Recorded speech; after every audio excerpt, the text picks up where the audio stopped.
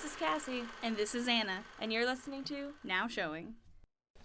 All right, you're listening to Now Showing. Today we're going to talk about the movie Coco from Disney Pixar. And then we're going to talk about the new show on Netflix, Zumbo's Just Desserts.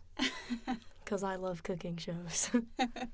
Cassie's preparing for the wife life. Oh, yeah, always. All right, so today there's not a whole lot to talk about because, honestly, there's not a whole lot that's out right now. We're getting ready for a bunch of new releases. The Disaster Artist coming out in December, The Shape of Water, Guillermo del Toro's new movie. Mm-hmm. Of course, Star Wars The Last Jedi's coming out, and I know that's what we're all excited for. So we'll make this quick. Hopefully it'll distract you during... wait. Yeah. Disney Pixar's new movie is Coco. Great-great-grandfather, none of them understand me. I'm supposed to play music. All right, who's in there? I'm sorry. What's going on? I'm just dreaming. Do you mind?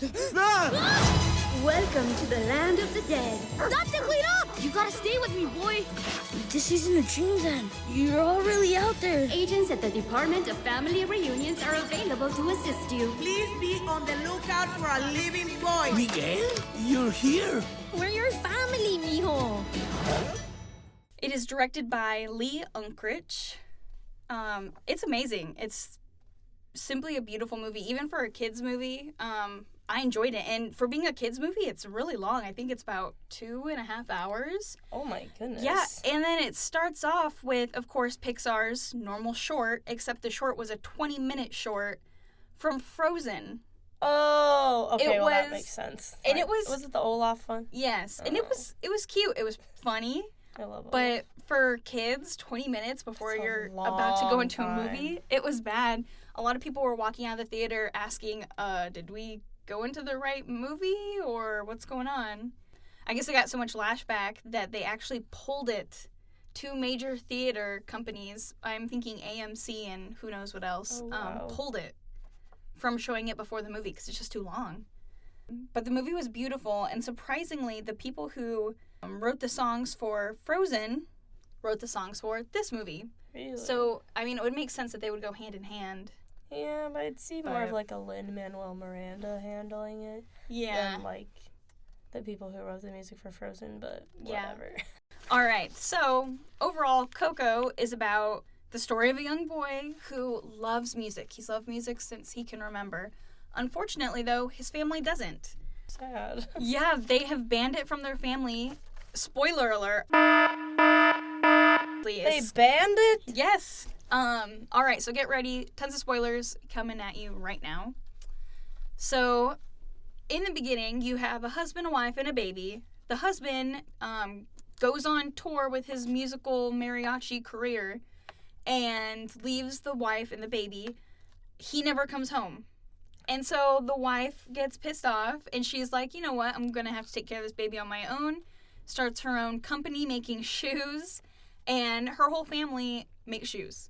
Oh. And they don't listen to music. They don't play music. There is no music in their family. But this little boy really wants to make music. His name is Miguel. And the town's hero is Ernesto de la Cruz, huge Mexican artist, very famous. And he idolizes him. And then, of course, the whole movie is about Day of the Dead. And so they're all preparing for Day of the Dead. And on Day of the Dead, they have a talent competition. And Miguel has this little guitar, and he's ready to play, and he wants to prove that he's got talent and that music should be in their family. The grandma finds out, and she breaks his guitar. Oh. So he breaks into the mausoleum of Ernesto de la Cruz, and he takes the guitar off of the wall. And if you steal from the dead, it's punishable, obviously, on Dia de los Muertos. So he instantly gets sent into Day of the Dead, or I guess Land of the Dead. And he has to find his way back. Well, before he even runs off to the mausoleum, he has taken the picture of the wife who banned music from the family, the grandma, because in the photo, folded outwards, is a picture of a man and his guitar, but the picture of his face is ripped off. So he has no idea who his grandpa is. But the same guitar is what was hanging in Ernesto de la Cruz's mausoleum. So he thinks that Ernesto de la Cruz is his grandfather. So he's off to find him in Land of the Dead. His family's trying to get over to visit, but they can't because he has the grandma's photo, and because her photo's not on an altar, she can't go back. Oh. So, in order for Miguel to even get sent back, he has to have the blessing of one of his family members. So, she can't go back unless he's there to put the photo back. Oh. So she says, okay, here's my blessing. You can go back, but you can never ever play music. So if you play music, you'll get sent right back to the Land of the Dead. So he thinks, okay, this is a bunch of crap. Yeah. She sends him back with the blessing. He's there for literally like 3 seconds, picks the guitar back up, and is about to leave again and gets sent right back. And they're all like, what the hell did you do? Why? And he argues with them, and he's like, I need to play music, so now I have to find another relative who's going to support my love for music. And so he goes on this journey to find Ernesto de la Cruz, and along the way, he meets this raggedy, beat-up skeleton who, in the end, ends up actually being his grandfather. And it wasn't Ernesto de la Cruz. Ernesto de la Cruz killed his grandfather, and that's why he never made it home to his wife and his baby. That's pretty messed up. It's so messed up. This movie conquers so many adult topics, but in the Mexican culture, those are normal things. These are things you teach your kid, and it's not surprising. Pixar really grasps the culture of this movie and was not disrespectful whatsoever. That's good. Of course, it has all the vibrant, beautiful, bright colors. The Land of the Dead was inspired by the Mexican city of Guanajuato, which is known for all of the colorful houses on the hillside. There's actually over 5 million lights that were put in individually in the movie. Oh, wow. And Coco was actually in active production between 2011 and 2017, and it set the record for being the Pixar animated film with the longest production schedule. They took 5 trips to Mexico City. Oh, wow. 5 trips, the entire crew did, so that way they could really grasp the culture and kind of see how it evolved and how kind of set in stone the celebration of Day of the Dead was. Business. Yeah. When the film opened in Mexico, it was 3.5 weeks before it opened here in the U.S. It surpassed the Avengers, the original Avengers, as Mexico's highest-grossing film ever. Wow. Which is That's incredible. A lot of money. Yeah. To create Land of the Dead, not only did they input so many lights and little details individually, the Land of the Dead was made using antique technology. They used an 80s Macintosh computer and walkie-talkie radios. Why? Just for fun? Yeah. Just okay. Why apparently, not? Apparently they thought it would be fitting to use obsolete and dead technology to use something that, or to pair it with a holiday that is all about the dead and about reliving and appreciating those things.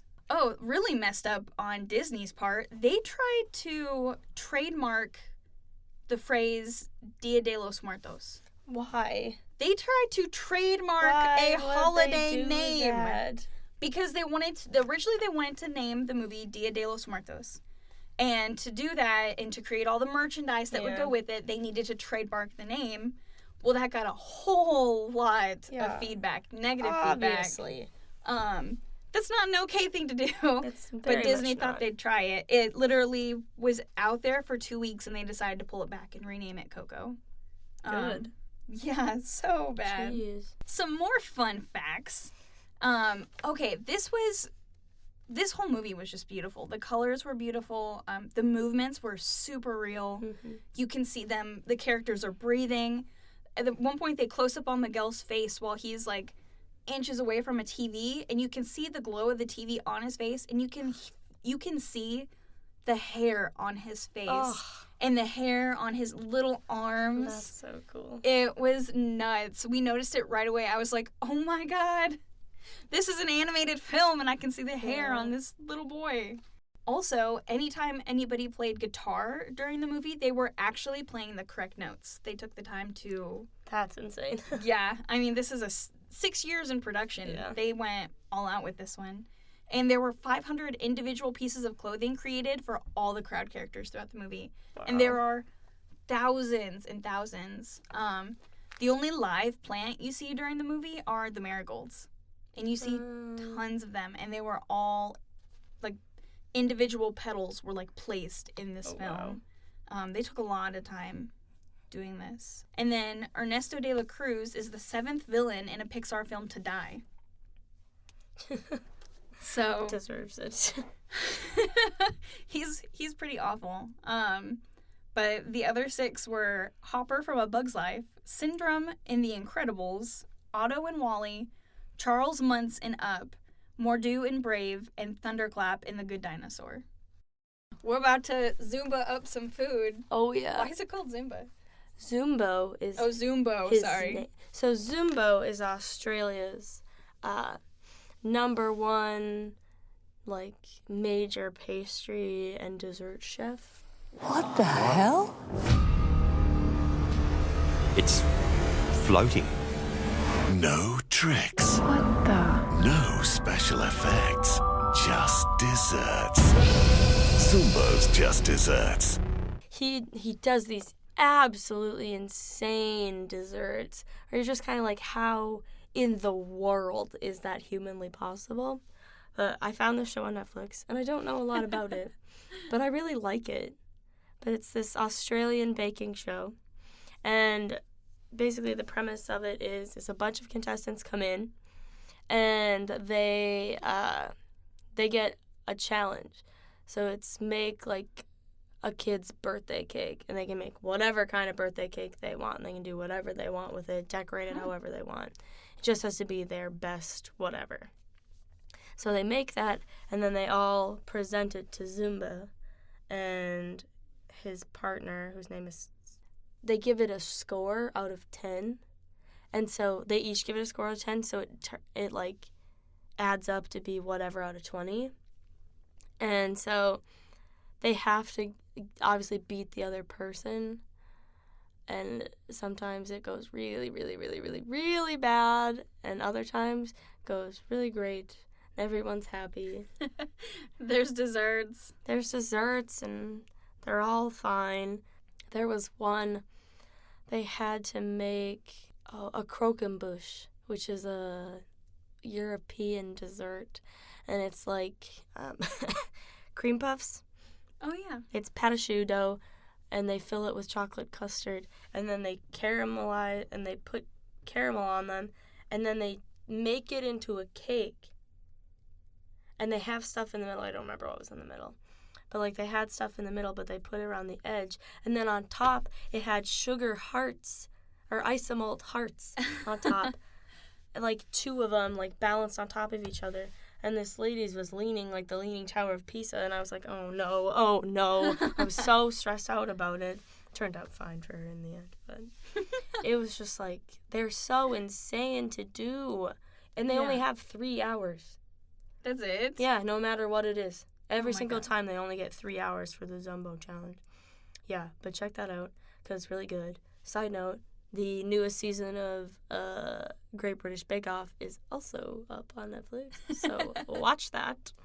I don't know, get excited for 2018. Some good stuff's happening. Yeah, it is. We've got a lot of good stuff coming out. Does the new Incredibles come out in Yeah. 2018? New Incredibles is, I think, June 15th? Or is it Something like that. January? No, it's not January. No, June. They I think would have it's already like June started. 15th. They Something already like that. have like a date set on that. And Jersey Shore is coming back. They're doing a family vacation with the original cast, and you can bet that I'm going to be sitting there in my full GTL getup waiting for my friends to come back to the shore. Good stuff's happening. Keep your eye out for that.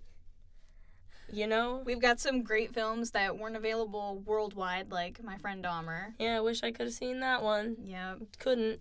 Maybe someday. It's great to live in a conservative Midwestern state. Yep, where I can't watch the movies I want to watch. So definitely be checking out the stores or Yeah. Amazon Prime. Wait for that one.